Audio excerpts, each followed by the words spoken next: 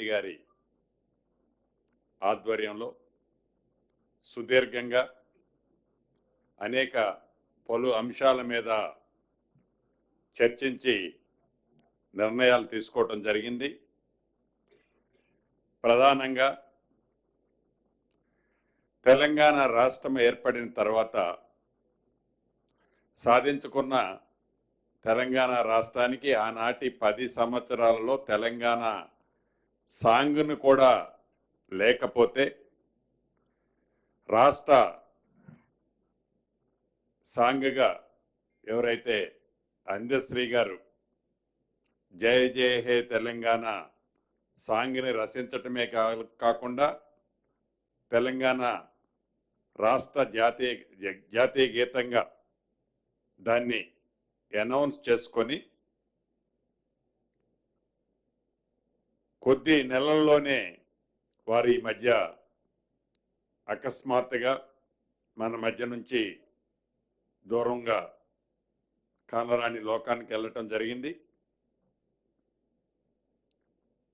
ఆ కుటుంబానికి ఈ రాష్ట్రం, ఈ రాష్ట్ర ప్రభుత్వం, రాష్ట్ర ప్రజలు రుణపడి ఉన్నారు.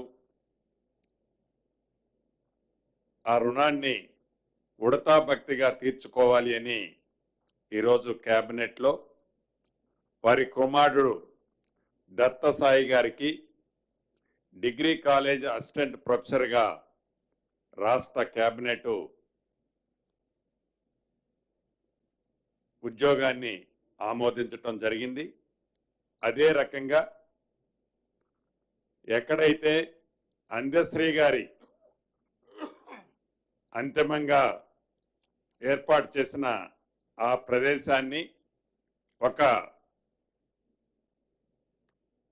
స్మృతి వనంగా కూడా ఏర్పాటు చేసే అంశాన్ని కూడా రాష్ట్ర కేబినెట్ తీర్మానించటమే కాకుండా ప్రతి పాఠ్య పుస్తకంలో ఫ్రంట్ పేజీలో అందశ్రీ గారు ఏదైతే రచించారో జయ జయ హే తెలంగాణ గీతాన్ని కూడా ప్రతి టెక్స్ట్ బుక్ లో ఫస్ట్ పేజీలో ప్రింట్ చేయాలని రాష్ట్ర కేబినెట్ తీర్మానం చేయటం జరిగింది.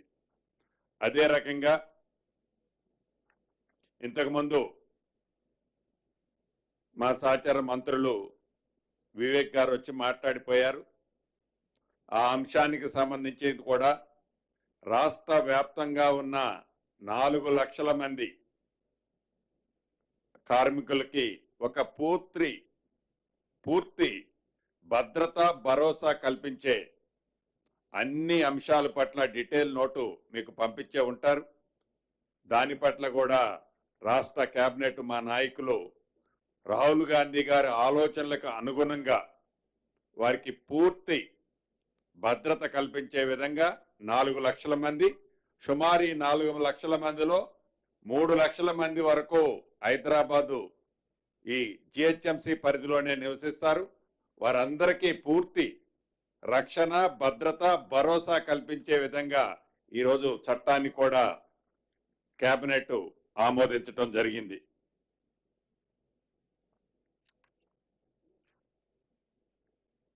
ఇక ప్రధానంగా కొన్ని నెలల నుంచి ఏదైతే కాంగ్రెస్ పార్టీ మా నాయకులు రాహుల్ గాంధీ గారి ఆలోచనలకు అనుగుణంగా బీసీలకి, బీసీ కుటుంబ సభ్యులందరికీ స్థానిక సంస్థలలో 42% రిజర్వేషన్ కల్పించి ఎన్నికలకు పోవాలని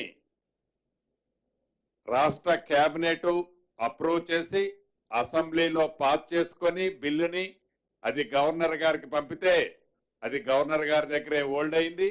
అయినా కూడా ఆర్డినెన్స్ తీసుకొచ్చి ఆర్డినెన్స్ ప్రకారం ఎలక్షన్కి పోయినప్పుడు కొంతమంది ఛాలెంజ్ చేసిన దాని ప్రకారం రాష్ట్ర హైకోర్టు దాన్ని స్టే విధించడం జరిగింది. స్టే విధించిన తర్వాత మళ్ళీ సుప్రీంకోర్టుకి ప్రభుత్వం అప్రోచ్ అవటం, ఆ కేసు సుప్రీంకోర్టులో డిస్మిస్ అయిన సంగతి కూడా మీ అందరికీ తెలిసిందే. చిత్తశుద్ధితో ఈ ప్రభుత్వం బీసీలకి 42% రిజర్వేషన్ కల్పించాలని శత విధాల ప్రయత్నం చేసిన కేంద్ర ప్రభుత్వ సహకారం లేని కారణంగా కేంద్ర ప్రభుత్వంలో ఇక్కడ నుంచి ఏదైతే రికమెండ్ చేసిన ఫైలు